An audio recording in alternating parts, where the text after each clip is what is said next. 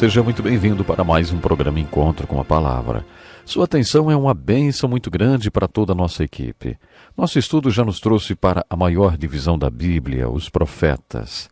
Estamos estudando o primeiro profeta e suas profecias. O livro de Isaías é o primeiro livro profético e o maior livro da Bíblia, com 66 capítulos. No final do último programa, estávamos analisando a profecia referente ao manifesto do Messias quando ele viesse ao mundo. O manifesto está registrado no capítulo 60, um dos livros de Isaías.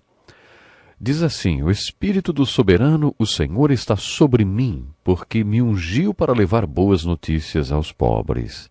Enviou-me para cuidar dos que estão com o coração quebrantado, anunciar liberdade aos cativos e libertação das trevas aos prisioneiros, para proclamar o ano da bondade do Senhor e o dia da vingança do nosso Deus, para consolar todos os que andam tristes e dar a todos os que choram em Sião uma bela coroa em vez de cinzas, o óleo da alegria em vez de pranto e um manto de louvor em vez de espírito deprimido. Eles serão chamados carvalhos de justiça, plantio do Senhor, para a manifestação da sua glória. No programa anterior estávamos analisando este manifesto e questionando o que ele quer dizer, o que ele significa para mim. A primeira aplicação que podemos tirar dele é que se você está cego, confuso, se não sabe nem diferenciar a mão esquerda da direita, se simplesmente não sabe o que fazer, então o ministério do Messias é dirigido a você. O seu manifesto declara que sua missão é satisfazer suas necessidades e tirar você desta cegueira. Se você é um desses cativos, se você está preso e não consegue fazer o que quer, se você não está fazendo o que quer, antes se limita a fazer aquilo que tem que fazer, aquilo que é levado a fazer, se você é viciado ou controlado por hábitos e desejos e lascívia e por todo tipo de correntes, se enfim você não é livre, então lembre-se, o ministério e a missão do Messias são dirigidos a você. Ele veio para pessoas como você, porque ele quer ver você livre. Se você está em dificuldades porque a vida está muito difícil e deixou você machucado e ferido, lembre-se que Jesus veio para pessoas como você. Ele quer ver você curado. Ele quer ver você pleno e realizado. Essa é a primeira aplicação do manifesto do Messias profetizado por Isaías e confirmado pelo próprio Messias quando ele veio ao mundo. A segunda aplicação já foi mencionada, mas nós vamos repetir. Procure estar sempre preparado para observar se as pessoas com quem você se encontra, com quem você fala no dia a dia, estão cegas ou são cativas. Será que elas estão feridas ou magoadas? Procure ver se elas estão cegas e confusas e não sabem o que fazer. Se você perceber que elas não são livres e estão feridas, machucadas ou magoadas, lembre-se que Jesus Cristo quer alcançá-las através de você. Ele quer usar suas mãos e seus talentos. Ele quer alcançar os cegos, cativos e feridos de coração através de você. Você tem consciência da compaixão que Jesus demonstrava pelas pessoas quando viveu neste mundo? Os escritos originais da Bíblia revelam que quando Jesus viu as multidões, ele chorou em prantos porque foi movido por compaixão por aquele povo. Mas o que as multidões tinham que o levaram a tanta compaixão? Cegueira. Elas eram como ovelhas sem pastor. Observe quantas vezes Jesus fala em cativeiro, em ser cativo. Observe como grande parte do seu ministério era dedicado à cura. Cerca de 1/3 do ministério de Jesus estava relacionado à cura. Por que ele curou tantas pessoas? Uma das respostas é porque Jesus as amava e queria curá-las. Há 2 tipos de pessoas no mundo. Aquelas pessoas que não são livres, pessoas acorrentadas a uma garrafa, a hábitos, a desejos, acorrentadas ao trabalho e a todo tipo de coisa. Outro tipo são as pessoas livres. Só aquelas pessoas que foram redimidas por Deus que são realmente livres. Frequentemente, as pessoas livres, os crentes, os discípulos de Jesus, que já conheceram a verdade que os tornou livres, olham para os cativos que estão passando por momentos difíceis com indiferença e desdém.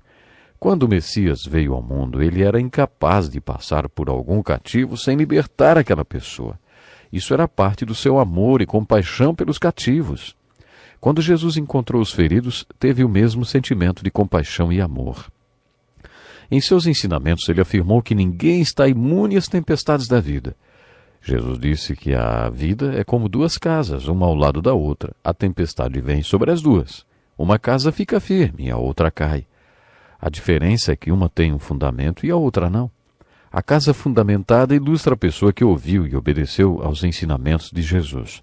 A pessoa que está construindo sua casa sem um fundamento é a pessoa que ouviu os ensinos de Jesus, mas nunca os aplicou nem os obedeceu.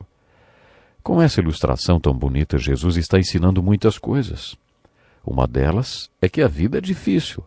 As duas casas são atingidas pela tempestade. A questão é que todo mundo passa por tempestades. E porque a vida é difícil e ninguém está imune às tempestades da vida, muitas pessoas feridas, magoadas e machucadas. O ministério de Jesus é dirigido a essas pessoas. Quando uma pessoa com o coração ferido e magoada cruzar o seu caminho, lembre-se que talvez Cristo queira alcançá-la através de você. O outro aspecto da pregação messiânica de Isaías está focado na morte de Jesus Cristo. Talvez o capítulo da Bíblia referente à morte de Cristo mais importante seja realmente o capítulo 53 de Isaías. Neste lindo capítulo, Isaías começa com uma pergunta: quem creu em nossa mensagem e a quem foi revelado o braço do Senhor? Lembre-se que a única coisa que ele perguntou a Deus quando foi comissionado foi: até quando, Senhor? Por quanto tempo ele iria pregar até que o povo ouvisse? Isaías tinha plena consciência de que se o Espírito Santo não revelasse o significado da palavra quando ela fosse pregada às pessoas, elas não iriam entender. Foi por isso que ele começou o capítulo 53 com a pergunta: quem creu em nossa mensagem? E a quem foi revelado o braço do Senhor? O que ele está perguntando de fato é: quem realmente entende o significado da morte de Jesus?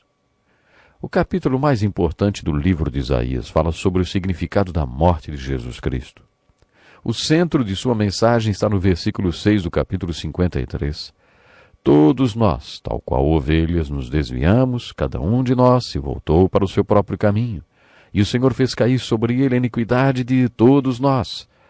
Isaías explica que o castigo que nos trouxe a paz estava sobre ele, e pelas suas pisaduras fomos curados. O 6º versículo desse importante capítulo começa e termina com a mesma palavra: todos nós. Da primeira vez que Isaías usa a palavra todos nós, ele diz: todos nós, tal qual ovelhas, nos desviamos, cada um de nós se voltou para o seu próprio caminho. Sabe, deveríamos nos perguntar: será que da primeira vez que Isaías fala todos nós, tal qual ovelhas, eu me incluo também? Será que respondi bé? Será? Eu fiz a mesma pergunta quando estudamos o Salmo 23. O Senhor é meu pastor, de nada terei falta. Em verdes pastos me faz repousar e me conduz a águas tranquilas. Eu disse que isso significa duas coisas. Significa que o Senhor é meu pastor e que eu sou apenas uma ovelha.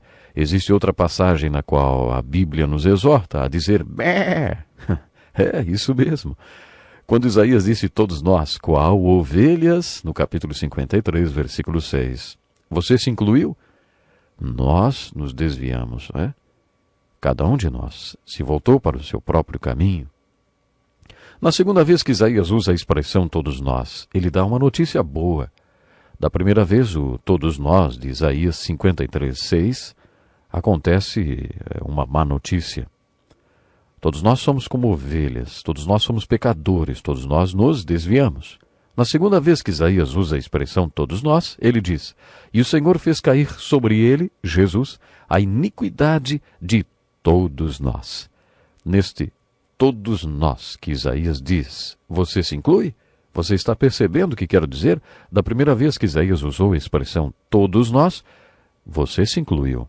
Se você confessar que também se incluiu ou se inclui na segunda vez que ele usou a expressão todos nós, então você está realmente confessando o que precisa confessar para crer no significado da morte de Jesus Cristo na cruz.